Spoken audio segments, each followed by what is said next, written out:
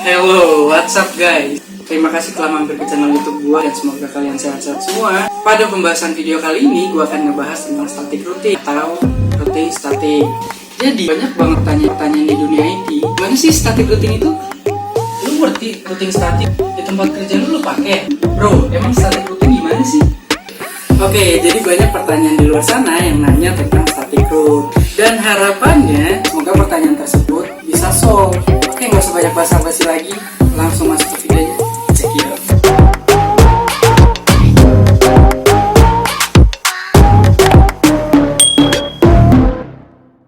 Oke, pertama-tama kita harus punya kasus ya. Di sini kita ambil aja kasusnya Bang Jago dan Bang Noob. Bagi yang belum tahu kasusnya Bang Jago dan Bang Noob, silahkan tonton video sebelumnya. Oke, di kasusnya Bang Noob dan Bang Jago kita ambil table networknya aja. Nah, kita udah punya table networknya, baru kita masuk ke routing static atau static routing. Kalian harus tahu dulu pengertiannya nih.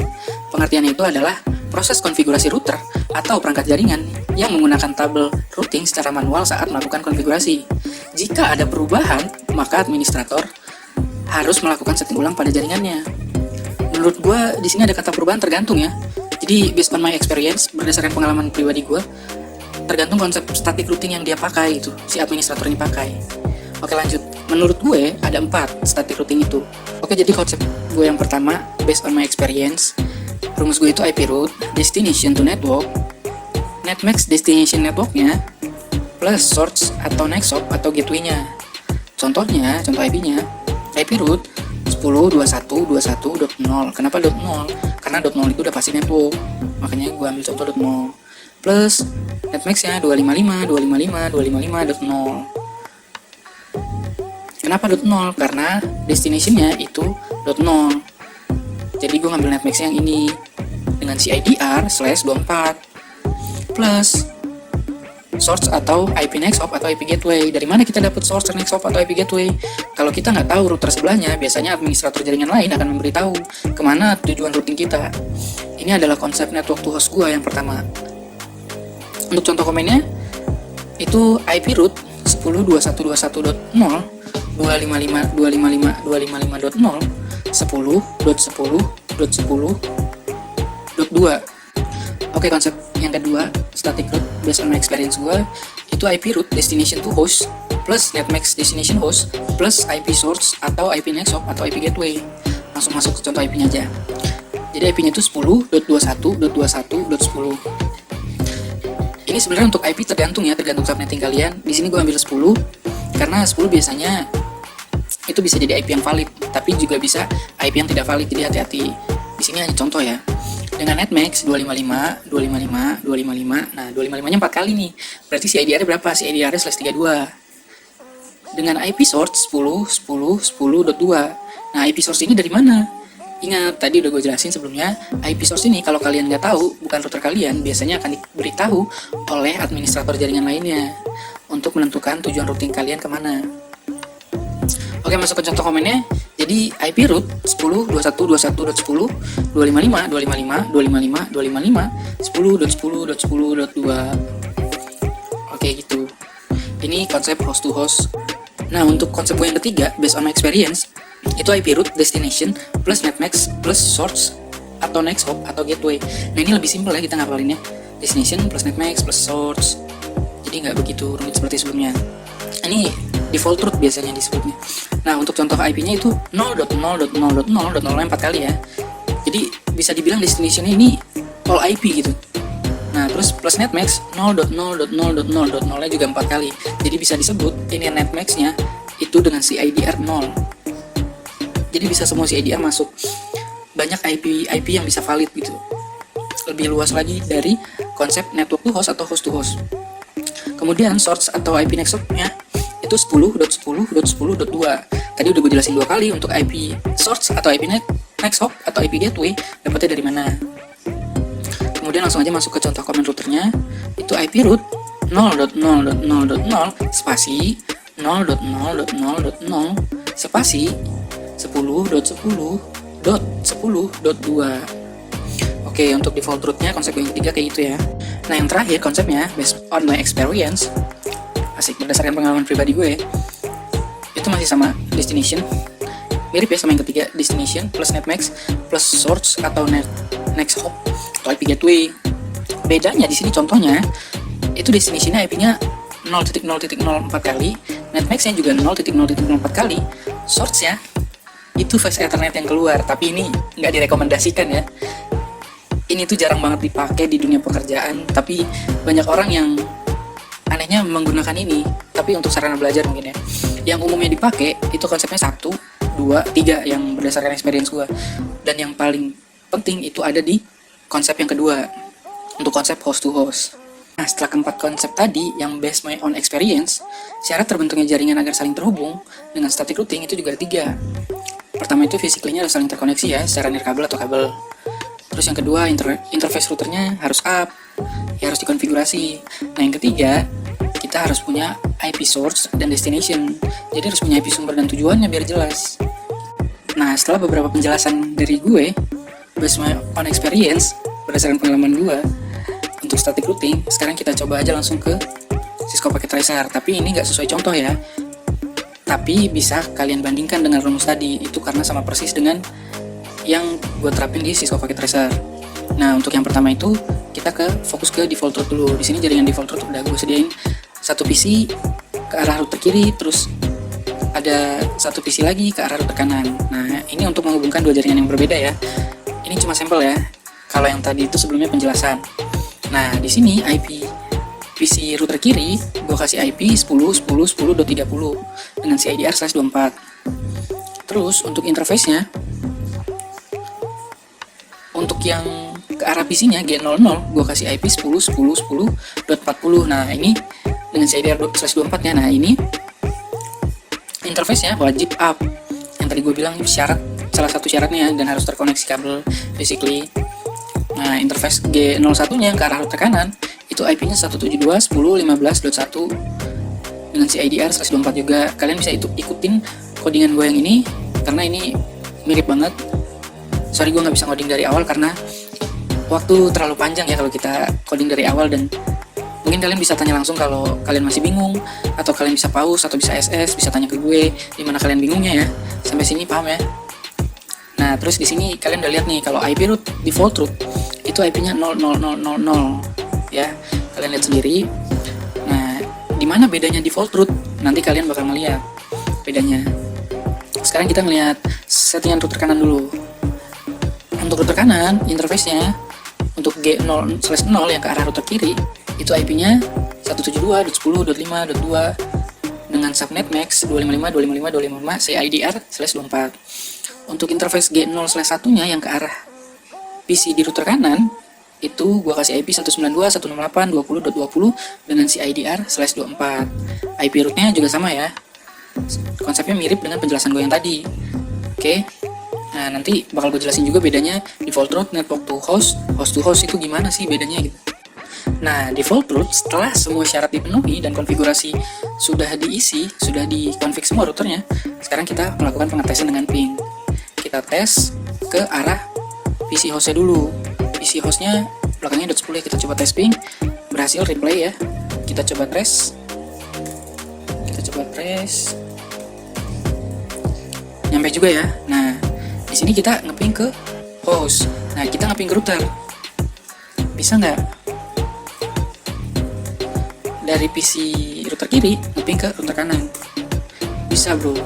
Di sini perbedaannya nanti sama host to host dan network to host.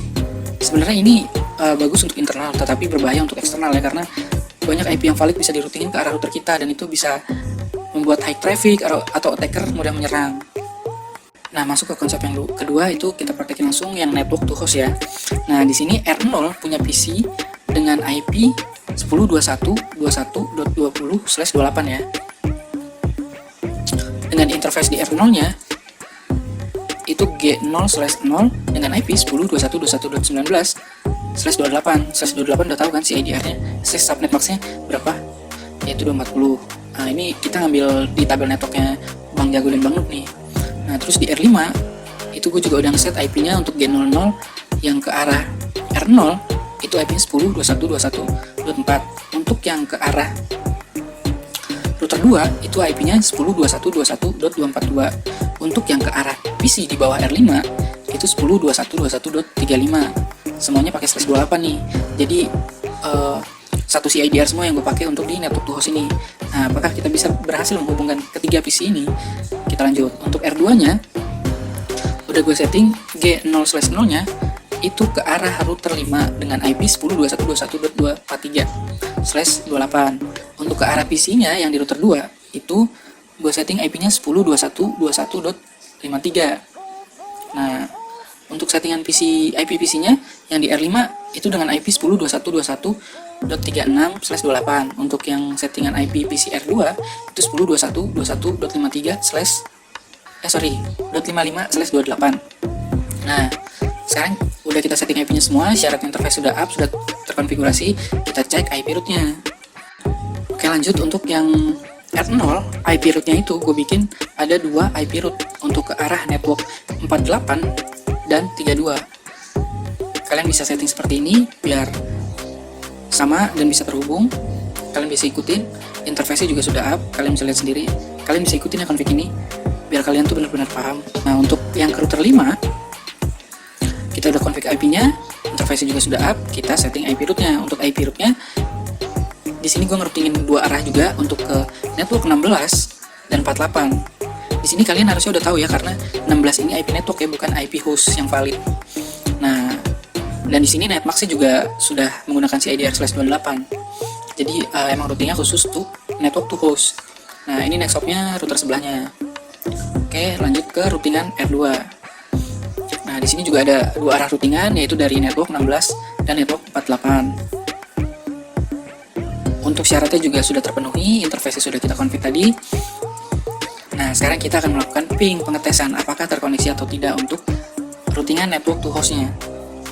Kita mulai ping dari PC 10.21.21.20 ke arah PC yang ada di R5 yaitu 10.21.21.36. Kita coba ping, berhasil ya, replay.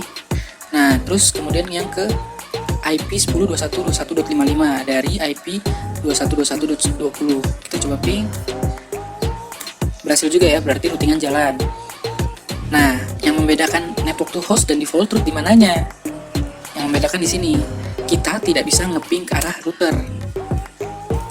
Jadi bisa disebut router kita aman dari para user, ke arah router tetangga ya maksudnya. Nah, DHU ke arah 243 atau ke arah 242. Nah, cukup aneh bukan untuk network to host ini, ngeping ke routernya nggak bisa, tapi ke arah hostnya bisa. Jadi sebenarnya bisa dibilang cukup aman untuk network to host ini. Yang tidak aman ya ketika ada IP host baru, kita tidak tahu, atau ada user baru kita tidak tahu, entah itu dia attacker atau bukan, itu dia bisa saja mengambil alih semua network kita gitu, membuat traffic full dan segala macam. Jadi kelemahannya di network to host ini ada beberapa IP valid yang bisa dipakai untuk routing juga ya. Kalau default route kan terlalu luas, kalau network to host itu setengah luasnya lah, jadi tidak terlalu parah seperti default route. Memang ini cocoknya digunakan untuk internal network to host ini, routing statiknya. Nah, untuk yang routing host to host, kita setting dulu warnetnya Bang Noob ini IP-nya 10.21.21.18/28 ya. Nah, terus di warnetnya Bang Jago untuk di lantai satunya itu 21.21.50/28. Jadi untuk host-host ini menggunakan /28 semua. Nah, perbedaannya host to host dengan network to host dan default route di mananya? Nah, bedanya itu ada di routingannya. Untuk routernya bisa dilihat sendiri ya, IP konfigurasi interface-nya itu juga menggunakan CIDR/28. PC-nya pun juga menggunakan /28. Router Bang Noob, kemudian router Bang Jago, PC-PC-nya Bang Jago, PC-PC-nya Bang Noob, itu menggunakan /28. Nah, yang membedakan di mana? Bedanya untuk routing host to host dan network to host ada di IP root routernya. Kalian bisa lihat sendiri untuk IP root-nya di sini. IP root 10.21.21.34. Nah, 21.21.34 itu adalah IP host PC-nya Bang Jago dengan subnet max 255.255.255.255. Jadi 255-nya 4 kali nih. Yang mengartikan subnet max itu 30/32, CIDR itu /32. Jadi hanya satu user yang bisa diroutingin ke arah sana. Dengan next hop atau IP gateway-nya itu ke arah routernya Bang Jago. Nah, begitupun sebaliknya di router Bang Jago. IP root-nya juga menggunakan konsep host to host, di mana IP root 10.21.21.18 adalah IP-nya IP PC-nya Bang Jago, Bang Noob, dengan subnet max 255-nya 4 kali, CIDR/32, dan next hop-nya IP router Bang Noob. Lalu kita tes ping dari PC-nya Bang Noob nih yang 10.21.21.18 ke arah PC-nya Bang Jago yang 10.21.21.34. Nah, hasilnya replay untuk ke arah host. Untuk ke yang IP50, apakah hasilnya replay? Replay juga ke arah 50. Nah, untuk routernya gimana? Routernya nggak akan bisa ping karena nggak ada routingan. Routingannya itu hanya dibuatkan satu untuk ke arah host. Kita coba ya. Nah, DHU kan, jadi nggak bisa. Nah, bedanya host to host dengan network to host dan default root itu host to host sesuai dengan pengertiannya. Jika ada perubahan, administrator harus melakukan reconfig ulang. Jadi host to host ini sebenarnya memang kalau ada perubahan harus di-config ulang ya routingannya karena tertuju hanya untuk satu host. Tetapi kelebihannya itu lebih secure di routing table karena tidak ada IP host yang valid yang terdaftar di sana. Cukup satu IP host yang terdaftar di routing table dengan tujuan yang jelas. Bedanya di situ dengan network to host dan default root. Nah, jadi yang sering dipakai di dalam dunia pekerjaan gue, based on my experience lagi nih, itu yang host to host. Jadi semoga kalian paham untuk sharing session kali ini. Dan kalau kalian bingung gimana cara nge-config di Cisco Packet Tracer ini, kalian bisa pause videonya, bisa lihat, bisa tanya-tanya gue juga, atau komentar di bawah ya, di kolom komentar. Kalian bisa kontak gue langsung, pasti langsung gue balas, insya Allah kalau gue nggak sibuk.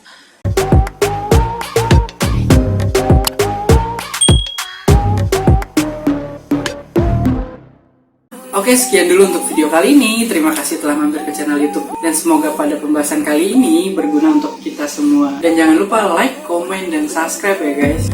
Apabila gue ada salah, silahkan komen di bawah. Atau video ini bermanfaat, juga bisa komen di bawah. Semoga bermanfaat. See you in the next video. Bye-bye.